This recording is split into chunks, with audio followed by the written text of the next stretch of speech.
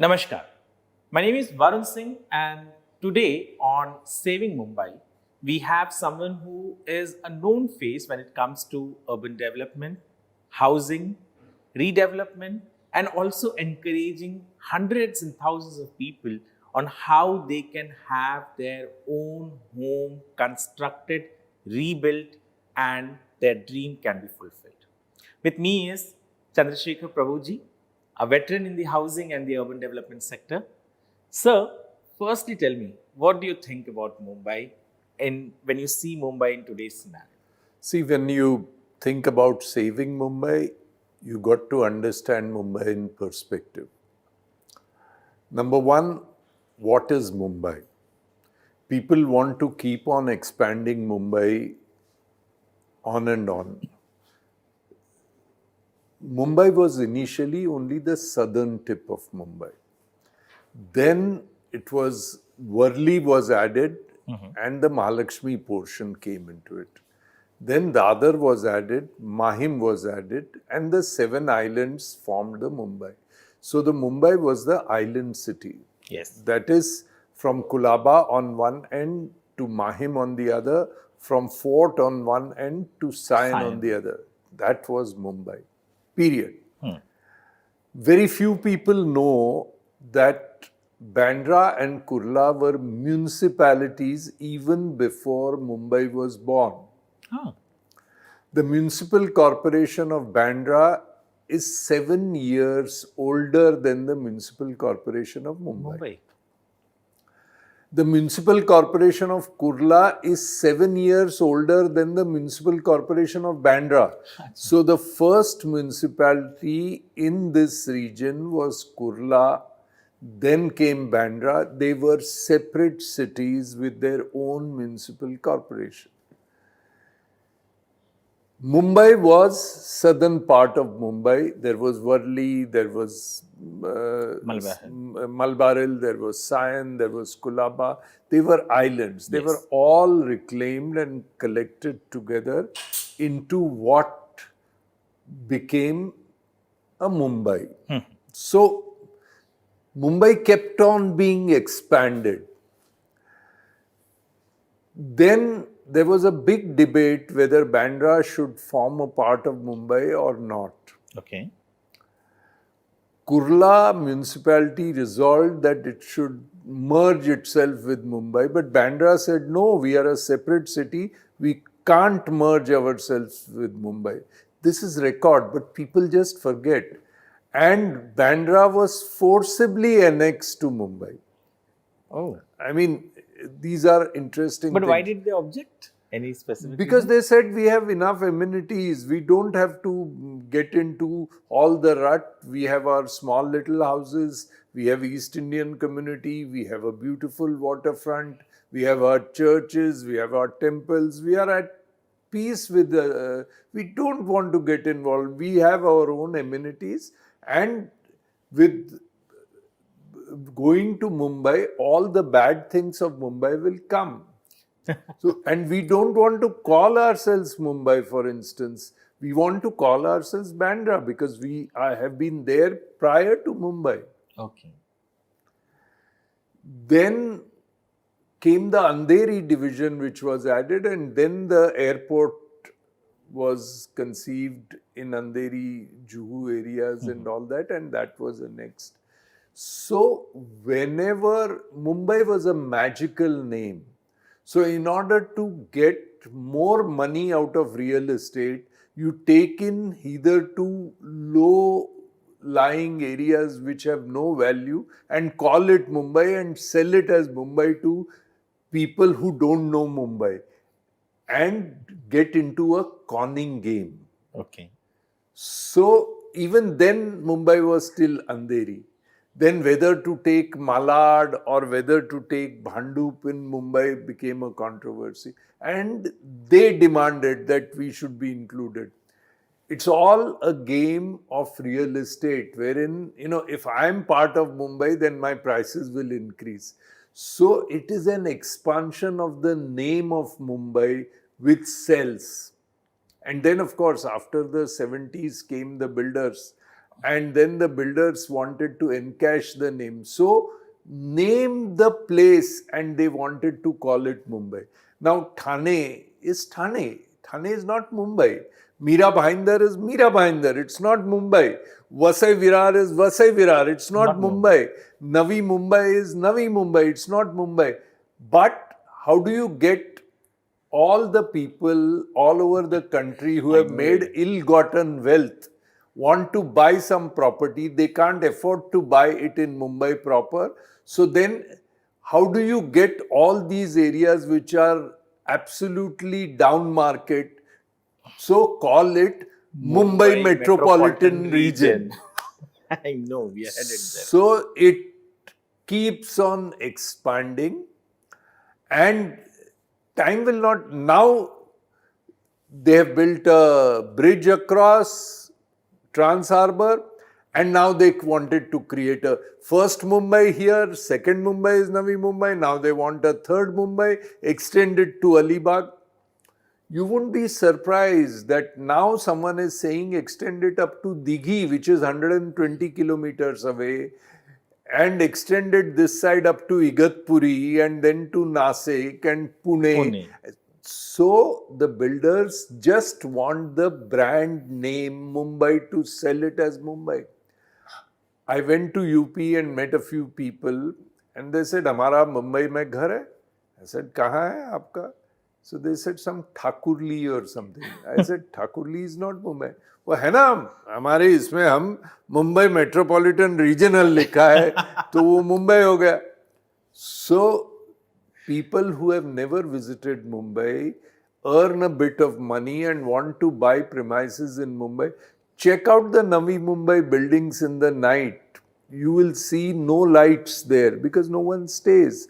I mean, someone who has money, all the politicians from all over the country who make ill-gotten wealth want a presence in Mumbai, so they buy some flat at some stage that will get them more money, and they want the tagline of Mumbai, and so the Mumbai expansion concept is there. So extending the name of Mumbai is wrong. I mean, like the Ratnagiri people don't want Hapus from the other areas to be called Hapus because it's a domain geotag. Champagne County people don't want other grapes from France to be, where wine is made, to be called champagne. So why should Mumbai lend itself a tag and keep on expanding and bring Pune into Mumbai and bring Nasik into Mumbai and bring all the thing? I mean, Dombivli into Mumbai. I can understand that by having an overall idea of Mumbai, of a metropolitan region, you are trying to give them more amenities. That is understandable. That is good. But why name them Mumbai? Why can't you have so much fight about naming the airport, so much fight about naming the thing? So name something else. These days, Sri Ram is in fashion, so name it Sri Ram Metropolitan Region or something. Why extend the name of Mumbai? So this is a conning game played by the builders to encash money in the name of a brand which is Mumbai. So one needs to understand this. This is one part of the thing which unless you understand, you don't understand the demand and supply situation. Because the demand for housing in Mumbai is so much and the supply is so little, we'll come to that. So you are creating more and more demand because supply is coming from areas out of Mumbai, but then call them Mumbai. Like some idiot of a builder took some land in some, some vague salt pan in the middle of nowhere and called it Kaf Parade. New Kaf Parade. Called it New Kaf Parade. The guy needs to be sued and sent to jail because he's cheating the people. So why wasn't he sued? Because he belongs to the ruling party. Now ruling party, but NCP when happened, that new cup parade happened, then the government was He someone bribes else. everyone. So you mean So to say everyone takes money from the builder and cons the people. Builders are everywhere. He got the same person got all the mill lands.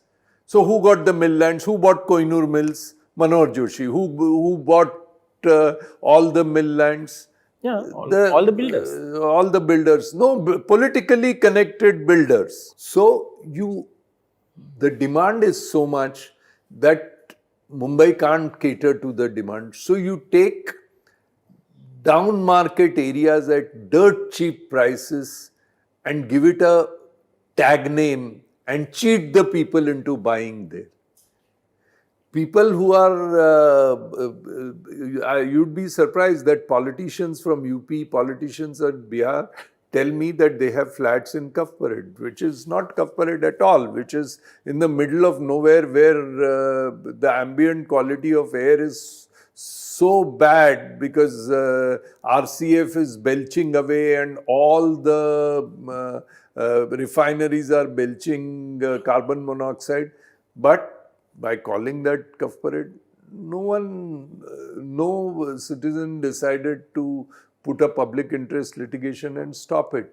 If Ramdev can sell his medicines, he gets sued and he has to apologize. But Builders never. Tomorrow someone will say New Kolaba. Tomorrow someone will say New Malabar Hill. But that has been happening where we are sitting, Lower Parel. It used to be called as, they used to call it as Upper Worli. अभी भी बोलते हैं बहुत सारी जगह.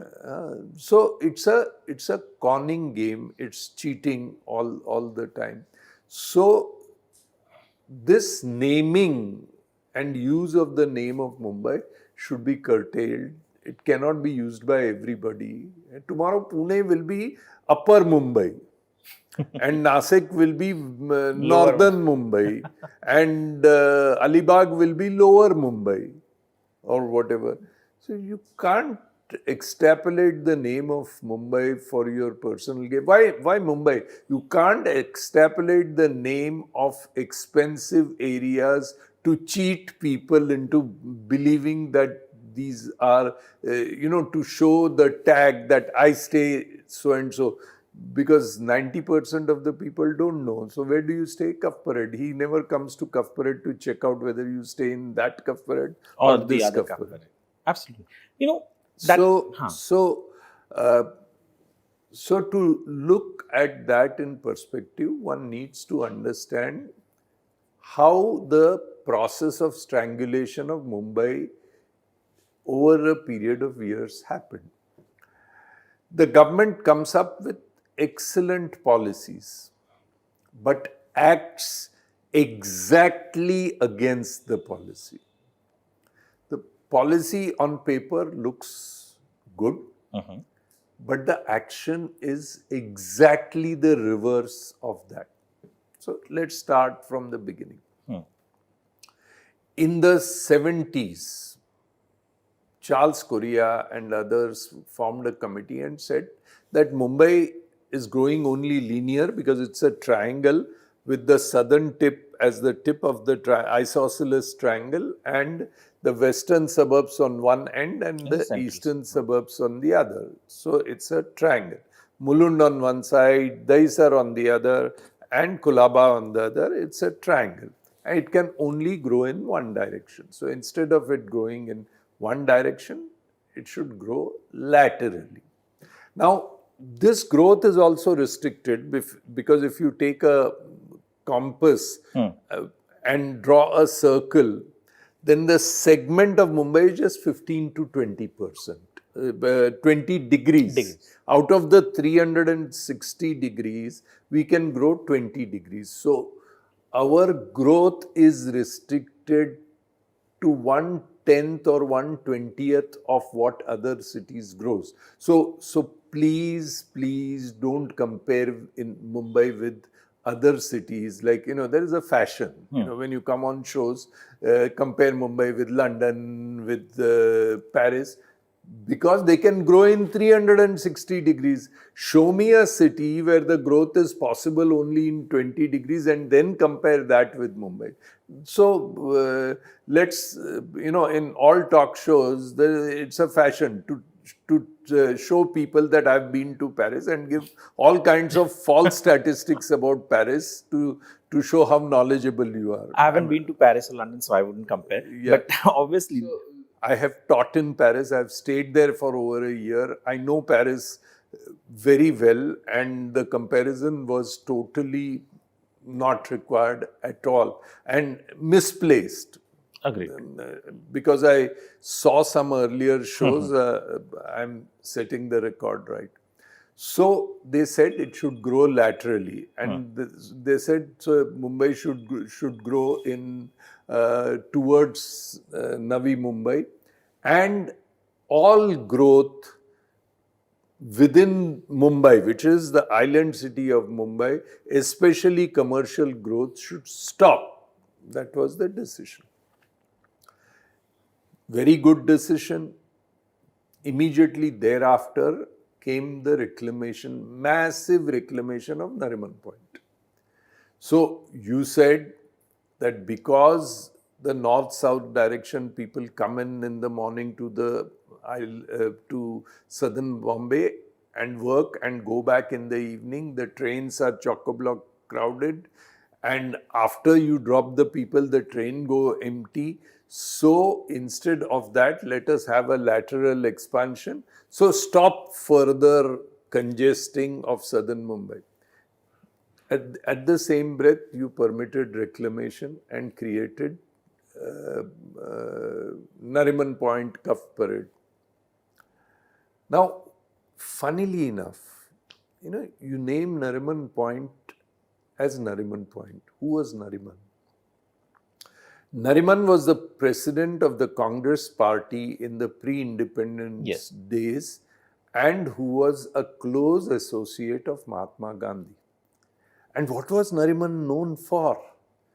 Nariman agitated, he was a lawyer, he agitated against reclamation by the British and went to all courts, including the court in London, and stopped reclamation. So the point till which the reclamation came, when a stay came from the Queen, was called Nariman Point, to remember that he had stopped British it there. He had stopped the British from reclaiming it further. Now look, you reclaim the whole damn thing and name it after Nariman, the reclaimed area. I mean, person who stood all his life fighting reclamation, saying that Mumbai doesn't need this, you add insult to injury and reclaim it from the point where he had stopped it onwards further and then name it after him. I mean, can we be more considerate to our freedom fighters? Anyway, there are people who were on the British side during the freedom struggle. What do they know what freedom fighters are and what Nariman is, and what respect would they have for Nariman? So they called it Nariman Point. I mean, so policy was lateral expansion. What happened was Nariman Point. Then they realized Supreme Court had to intervene. Activists went to court. Then Nariman Point, as it stood, reclamation was stopped by the Supreme Court. Then they realized that it was a mistake. Then it was said that, okay, now we have committed a mistake, but Nariman Point is there, so that's fine. Such a badly planned Nariman Point without any place for food for the people who come, without proper parking, without anything, just created multi-storied buildings and destroyed southern part of Mumbai. Then they decided, henceforward, no more commercialization of the island city. Extremely good policy decision. At the same breath, they gave permission to Shivsagar estate in Worli totally commercial, all 21 buildings or 10 buildings or whatever. And then again that TV tower and all Doordarshan the Century. Doordarshan and other and industrial estate around it, they permitted commercialization. Means policy says no more commercial, ban on commercialization. But why is so action against? Then they realized that that was a mistake. Then they said, now we will decongest Mumbai. Excellent decision to decongest Mumbai. How do you decongest? Take all commercial activity out of Mumbai. How do you take it out of Mumbai?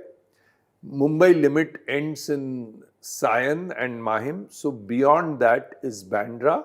So take Bandra and Kurla, which connects both the eastern and western suburbs, and make that your central business district. So those who want to come to work don't have to come all the way to Churchgate and VT. They can stop halfway down, and people from Island City can go that way, and the railways will be better utilized. This gave birth to Excellent decision of BKC. Bandra Kurla complex. They were not. That was not, as if that was not enough. They said no, not just that. We will take jobs further to the western suburbs and eastern suburbs. So Oshiwara became the central point in the western suburb, and Bhandup became the central point in the eastern suburb, where another type of BKC will come in these two places. So people in Mulund, Vikhroli will all go to Bhandup. People in Borivali and that side will go to Oshiwara. So they don't even have to come to Bandra. So the traffic on the railway would be divided into 3 or 4 parts. Those who are commuting only up to Oshiwara, those who are commuting only up to Bandra, and then those who are commuting only up to Worli, and then those who are commuting till Churchgate. So then that is supposed to have. Now what did you do after that? You said ban on commercialization. And what you did? You said, you didn't say ban, you said banged. And you brought 900 acres of textile mills into commercialization. So you take a decision which is in the right direction when the court prods you to, and tell the court everything is hunky-dory, and do exactly the opposite. Now, why does this happen? You may like to ask. Because if they would not have taken the banning decision, then the slush money would not be there.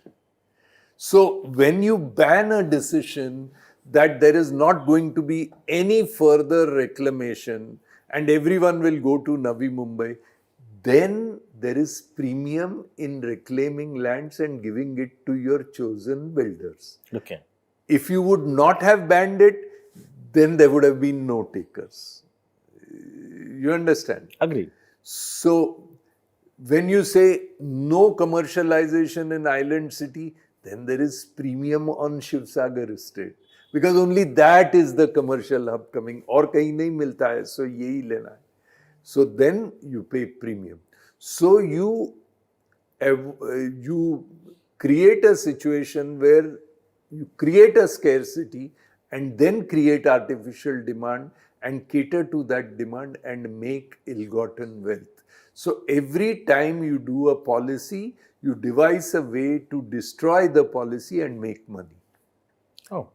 So, but every time the policy is made, the builders are at work to damage the policy and make ill-gotten wealth. So policy is used not for the benefit of the people, but to make wealth to certain people who then keep the political machinery well oiled. That is the, initially when we opposed the mill land commercialization, they said this is an opportunity, 900 acres of mill lands. 300 acres will go for garden, playground to the city. 300 acres will go to Mada and the poor will get houses and the poor mill owners will only get 300 acres. That was phase one. Yes. Then they said, yes, we are giving only 300 acres to the mill owners, but poor thing, their 2/3 land is going. That is why we are giving the entire FSI FSI of to 900 acres on this 300 acres. That was phase two. How the city gets strangulated. I'm just building my argument towards that. Then they say 1/3, 1/3, 1/3 was not of the full land.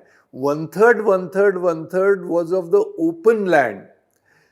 Open land means where the mills are, that first minus all the construction of the mills, and whatever is left is the open land, then 1/3. So initially they promised 300 acres for garden. This came down to 41 acres. Yes. Initially they promised 300 acres for middle class housing. That came down to 32 acres. Even now it is 15 acres. So you promise something and you do exactly the reverse. Every time. So this city is being bullied by the builders, and the builders are destroying the cities. The politicians need the money, and the politicians who come from different parts of Maharashtra have no love whatsoever for this city. Everything in Mumbai is looked not from the point of view of how it benefits the people, but how I can make money out of saying that it benefits the people. So I create all bogus and false records and things in it. I'll give you a small example. When Bandra Worli sea link was built, you had to justify it that a sea link is required and it had to be built. So you have to show how it is economically viable and how the money is going to be recovered. So from day one you are saying 75,000 cars to 90,000 cars will go on that. Then you calculate that, okay, at 85 rupees per trip per car, I will make this much per day, this much per, that will finance my whole thing and the ceiling.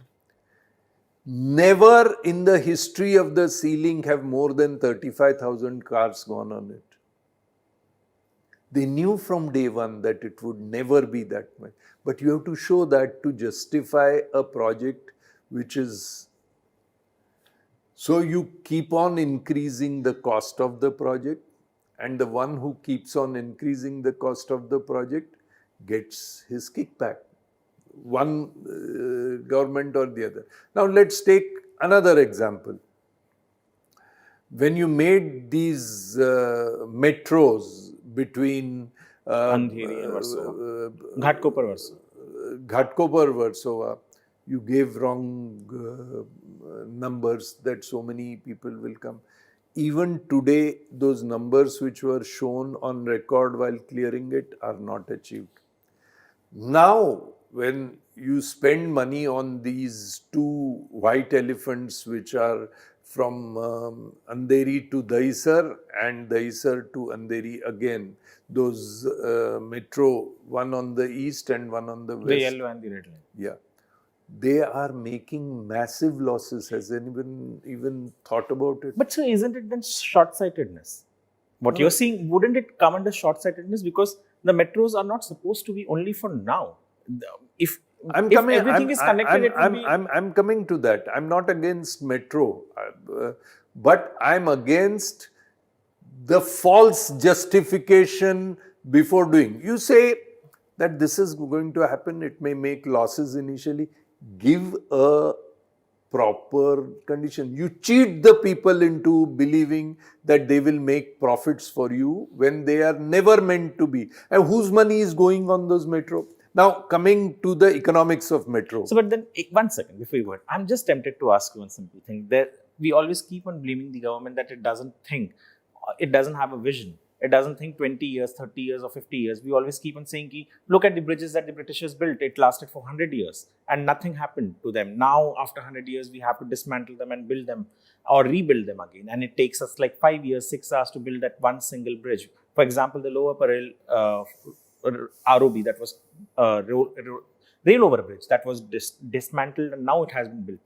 We talk about them having a vision of 100 years, and that lasted for the city for so long. And now, most of the examples that you cited were not even 20 years, to be honest.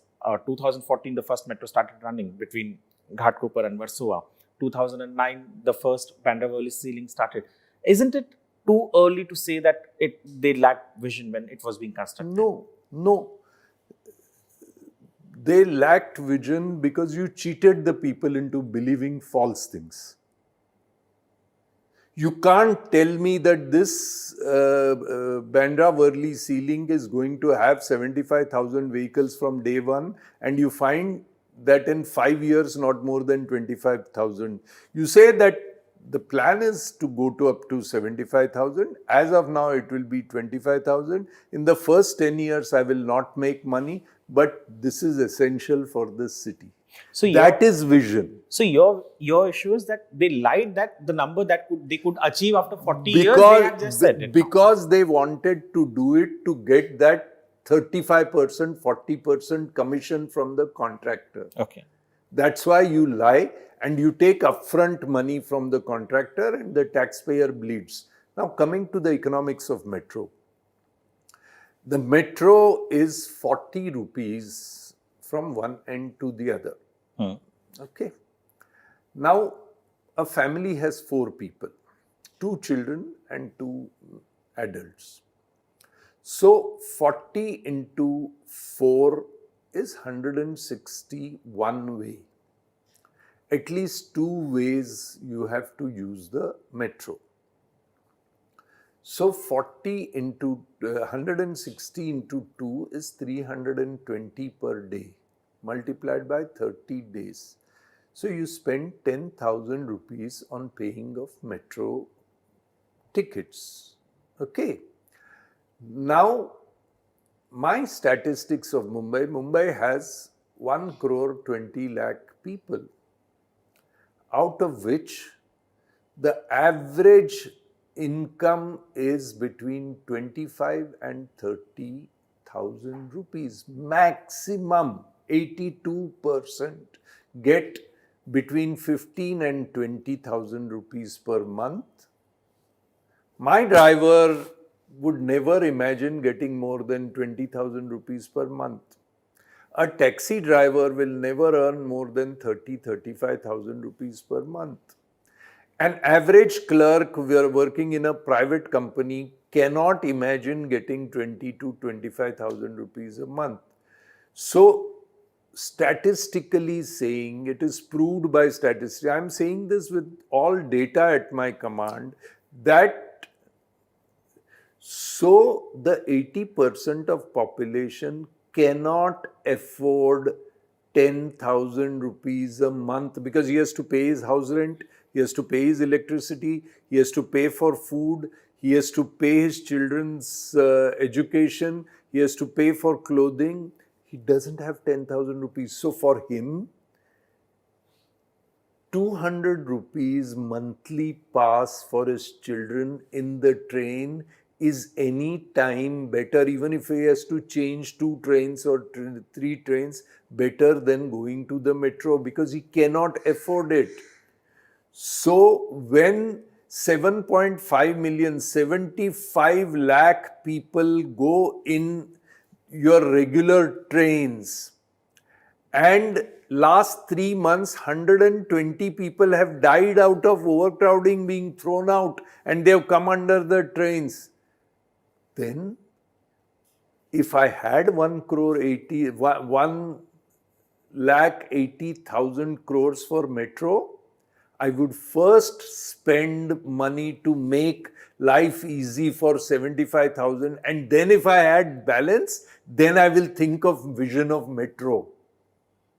Because it is these people who make Mumbai, who die on the streets, not you and me who can afford the metro. Because the discussion is always by us sitting in air-conditioned chambers who can afford the metro. So we defend the metro, we defend the coastal road, because all the media has to go to take interviews in their own cars. So it is the car owners, it is those of us who can afford vehicles are conspiring against the poor people who have no voice, and we destroy their lives. They have nothing. Ask my student, PhD student, did interviews in Dahisar, in Borivali, of middle class people. How many of you use metro? Now that metro is available for you, none of them. 93% said we don't. We went once, we checked it out. Sometimes when we have spare money as a family, we use it, but day to day we use the normal railway. So what was the solution? Not anybody, I approached the government of India. I went and met the then Prime Minister. Let's not take names, but I met the then Chief of Planning Commission. I gave a presentation. I said, metros, yes, but after you ease the life of these 75 lakh people. The railway board drew out a plan wherein the entire railway line, that is from Churchgate to Virar, from VT to Kalyan, VT to Karzat, and VT to Panvel, will be two-tier. The double-decker formula you're talking about. No, double-decker is this. Not the train. I'm just saying that the two bridges. One above the other. So your entire capacity of normal railway doubles. Understood. So if not anything, maybe people may still not have chance to sit, but at least they won't be thrown out. And then 50% of it could be air conditioned for those who can afford. Slightly, still air conditioned train travel is cheaper than the metro. Much cheaper. In metro, one person's travel for a whole month, whatever it takes, the air-conditioned travel pass costs 1/3 or less than 1/3. So then the air-conditioned travel, so we will ensure that no one dies out of the train. That was planned, that was approved. No, sir. Before I go ahead, one simple thing. I stay in Kalyan. I take a AC train to come to this part of the city, which is almost 50 kilometers. And yes, the monthly pass is 2,000 something for an air conditioned, 2,250 rupees to be very precise, for an air conditioned train. The same for first class was some 1,300 or to 1,200 rupees. But metro, one flaw that I felt was metro or a train is not regularly taken by a family. They are taken by the person going to office on a daily basis. No, the person who goes to work, the child who goes to college wants to go by metro.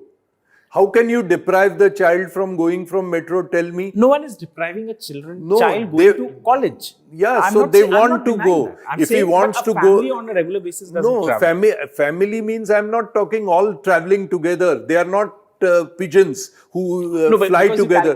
I calculated because the son goes to his college and comes back by metro. The daughter goes to her college or school and comes back by metro. The wife goes to her place of work and comes back by metro. And that's how I calculated. Okay, understood.